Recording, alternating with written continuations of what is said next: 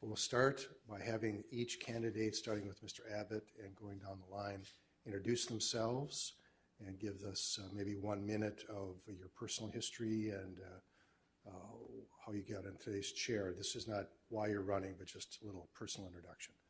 I'm Sean Alexander. I moved here just a few years ago, and I want to use this as an opportunity to maybe try to represent some of my neighbors. I moved here with my wife, Sarah, and we just had a baby daughter about 2.5 months ago. My background is in commercial construction. I work for a large national general contractor. I don't have any prior government experience. This is my first go at this, so that's what I have. We'll all proceed with our first question, and it's actually combining a couple of questions that were submitted. By the way, these questions were all submitted to the chamber by members of the chamber and members of the public. It was opened up to anyone who wanted to submit a question, and these were distilled down from various questions that we received. First question will direct it to Mr. Abbott, and again, there's 2 minutes to respond. Would you please share for us the primary reason you're running for office, in your case, running again for office, why you feel that you're the most qualified candidate to fill one of the 2 open seats, and also give us any relevant background experience that you believe makes you qualified for the position. Well, after having moved here, I wasn't involved with a lot of things, and typically I'm a person who gets involved with the community. I spent a lot of years volunteering coaching youth baseball. I've done different things like Habitat for Humanity. So when I came to Savage, I wanted to find a way to get involved. And through a little bit of, I guess, coaching from my wife, I decided it was time to represent my neighbors. So what I found is, much like everyone else, as you talk to people through Savage, everybody wants to feel like they have a voice. So I want to represent those people who may, give those people an alternative voice to what is currently happening on the council. And a little diversity never helps or never hurts. So I mentioned I have a background in commercial construction.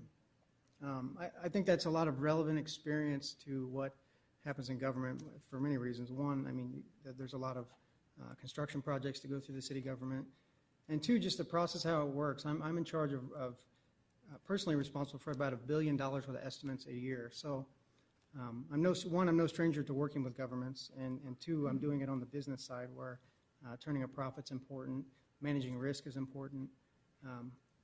And typically in a construction project, you may have a lot of people who have a stake in it, and much like our community, that's no different. So I feel like that's something I can bring as a benefit to the council. Next question, we'll start with Mr. Alexander.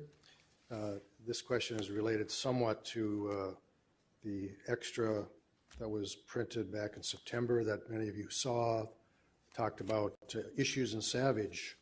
And one of the issues that were raised in the article in the Tribune was the tax rate in Savage, the city of Savage tax rate. It was pointed out that it is a higher tax rate than some of its neighbors. And the question, Mr. Alexander, is on a scale of 1 to 10, with 10 being the highest, how would you rate the return on investment that the citizens of Savage are getting from the amount they pay in city taxes, and why? On a scale of 1 to 10, I don't know if I know how to rate it on a 1 to 10. I don't want to sound like a pessimist. Maybe I'll say a 6. And your question is the return on investment for what do we get for what we pay? Right. Well, so I'm a firm believer that you shouldn't victimize anyone else to provide for the benefit of someone else. So there's a lot of things this city does well. There's a lot of things that we get out of the city. That it's a beautiful town. It's clean. But there's a lot of things that we pay for that we shouldn't be paying for as taxpayers. I don't believe government should be in the business of being a landlord, of owning property, maybe outside of the building that you operate in. And that's all stuff that comes, that debt, the depot is another one. That debt inevitably comes out of the taxpayer's pocket. So I think we get good services, but I think there's much room for improvement based on the amount of debt that the city carries and the amount of debt. I mean, that comes out of our pockets. So at the end of the day, we're responsible. And so I would say a 6 because I think we could do a better job spending those resources elsewhere. We'll go on to our next question, and we'll start with Mr. Bover. What is the one thing, the most important thing, that you would hope to achieve during your term if you are elected? Most important thing to you, top priority. This might be surprising, but fiscal responsibility that would be my number one thing I'd want to work with the city. There are a lot of facts and figures that we're throwing around and comparing us to this city and that city. But I think fundamentally, the purpose of the local government isn't to buy real estate. It isn't to get into endeavors where the taxpayers are forced to pay, not only pay for the building, but to pay for interest and everything else that goes along with it. So we can talk about lowering the taxes and maybe that takes a hit, but what about what do we spend, $320,000 on the Hanson building? What about the $100,000 that we owe to the depot, debt in the depot? So that's $500,000. I mean, how many jobs does that pay for? So I think that's the problem, and it's not about cutting back on our services. I mean, we have a very safe city. I feel safe here. I think that's a great thing. So cutting back on, some of that, what I call unnecessary spending. I don't know how much that we spent renovating the liquor store to compete with a liquor store down in Prior Lake. I don't agree with that. We could have spent that money elsewhere. And I think in the audit report from 2011, we didn't return any money from that fund back to the city. So we're doing all these endeavors, but back, from the other question, we're not getting anything from that. So maybe something in the future, but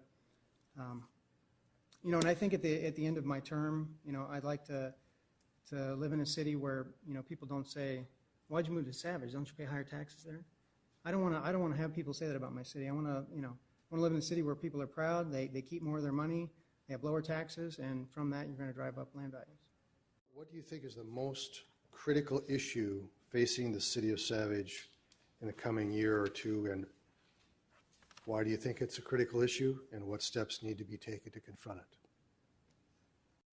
I would say the biggest challenge the city faces in maybe what we call the short term would be the economy, and it's kind of an indirect challenge because the money the city brings in is largely based, like we talked about, on property values. So the property values are, a lot of that's affected by what happens with interest rates. So the relationship is inverse. So when the interest rates right now, you can get money for free, and houses are at high demand, but when interest rates are at 10%, my house is not going to be worth as much. So that's an indirect problem where we're not sure if there's going to be another bubble in the economy where that's going to happen again. A lot of people say there will. So if you're going into that kind of climate, how do you position yourself to manage that risk?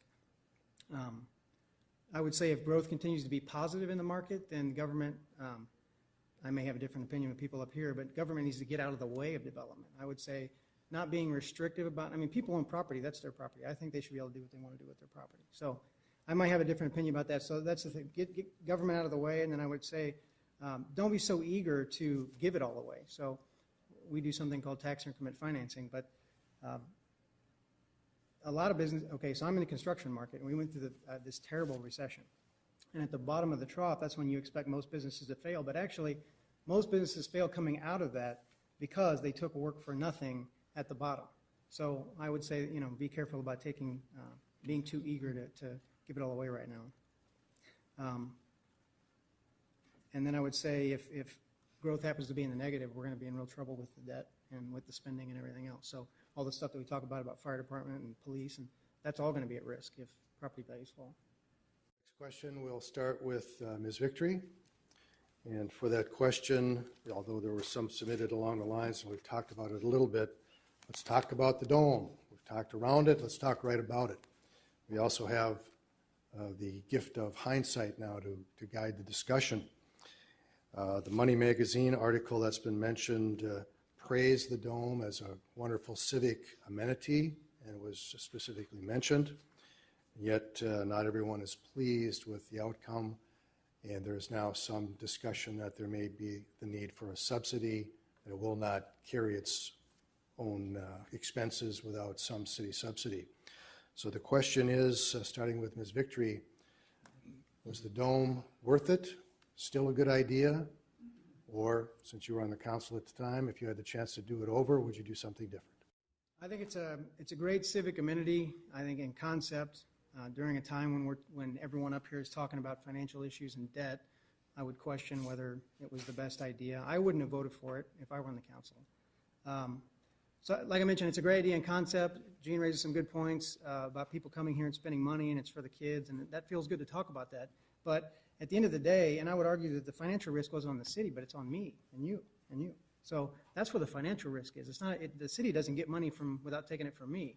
So whether I'm paying in taxes or not, if this thing doesn't operate from user fees, then I'm going to pay for it. And I don't agree with that. So making this dome a financial success shouldn't be the city's burden. City should be focusing on fire and police and daytime fire protection and not making the dome successful.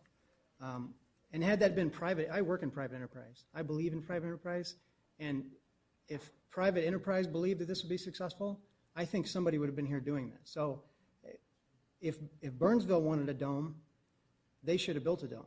And I think they're talking about building a dome now. So if we have 2 domes south of the river, are we going to have enough user fees? So all this stuff is good in concept, but what we're talking about right now is managing everyone's risk. So that's my opinion. Let's move on to a related question of development and redevelopment. And one of the examples, again, was mentioned in the Tribune article and has been talked about here already today, was the Savage Depot. You can use that as an example. I'm sure there are other examples that come to mind. But we'll start with Mr. Welter. Mr. Welter, what role do you believe the city of Savage should play in promoting developments or redevelopments, and how would you define that line?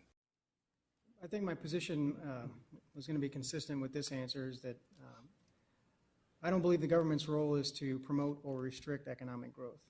So in terms of whatever building we want to talk about, fundamentally I would be opposed to that. I think government's role is to create a legal framework to which we can engage in free trade. I don't, aside from that, and maybe protecting property rights, but if we want to talk about redevelopment and subsidies for redevelopment, I mean, a subsidy, again, is something that victimizes a group of people to the benefit of another group of people. So do I have an opportunity to purchase the Hanson building? I work in private enterprise. I know how to turn a profit. I don't know if this city knows how to turn a profit like private enterprise. And not that I need to give you examples, but just look at government, all around you. So it's not saying our government's not efficient, but government in general can't do anything like the private enterprise can. So. And this question would appear to have come from a baby boomer, some group that I may have some relationship to. The question is, sir, if you remain on the city council, will you make sure that all residents, regardless of age, are provided equal opportunity for leisure time services? And specifically, would you be supportive in providing worthwhile recreational services for the 55 and older population, even if it meant hiring additional staff or diverting the existing staff to provide those opportunities? In other words, are we too skewed towards youth, and do we need to make some movement towards the burgeoning gray revolution? Mr. Alexander, opportunities for the 55 and older, will you commit to that? Sure. I think I've talked about this. Government's role is to, I've said what government's role is. So what does that mean? I'll be honest, I don't really know what the 55 and older plus folks are looking for, what additional things for recreation people are looking for. But I do know that if there's a need or a demand, somebody can supply that. Now, is that somebody going to be the city? Maybe, maybe not if I'm on the council, but I don't want to say, it's probably not a popular position to say, we're not going to provide things, but what about attracting things here? So if there's a need for a club or You know, I don't know the things you mentioned, a dance club, you know, is there a way to do that in private enterprise? Is there a way to attract those people here to do that, not on my dollar? So, What do you personally most like about living in the city of Savage? I only get to say one thing. One thing One thing. you like most. The people. So what does that mean? Look at us. We got a guy who's, like me, hasn't been here a long time, already up here running for city council. We got people that have been here a long time who are serving on city council. Everybody's engaged. Everybody's, you know, no matter at what age, the 55 and plus crowd, they want stuff. The young crowd, they want stuff. Everybody, it's an engaging city. And I think that's if you want to talk about the greatest strength of Savage, I think it's the people and the kind of the mindset that people have here. So, We'll now move to summation. Each candidate will have a minute and a half or 2 minutes. 2 minutes. We'll give you 2 minutes to summarize your position on whatever issue you choose and to tell the community why they should vote for you. Mr. Alexander? I would like to thank the Chamber for having us hosting tonight, and thank all of you who came out to watch and everybody who's watching at home. That's, you know, we could always be doing something else, so we do appreciate that. I've been pretty clear about where I stand on a lot of things. I hope I've been clear. I'm concerned about the long-term plan. I got a 2-month-old baby out there that's sitting in the lobby, and that's what, you know, that's what I'm concerned about. I believe I take a common sense approach to government and spending and debt and everything else. And I believe my background would be of benefit to this city. You know, my real vision would be a city that's attractive to developers and newcomers and treats, you know, the people who live here equally. I'd like to think that if I were to serve on this council 4 years from now, you know, I wouldn't be taking credit for any of the economic development that happens. You know, Murray Rothbard talked about government is not an entity, and even the public is not an entity. It's made up of us. So all these things that happen, I want you to be proud of that. I want you to be proud of the city's identity. You're all hardworking citizens, and I want you to keep as much of your hard-earned money as possible. Lower taxes, higher land value, more income. That's a pretty easy equation.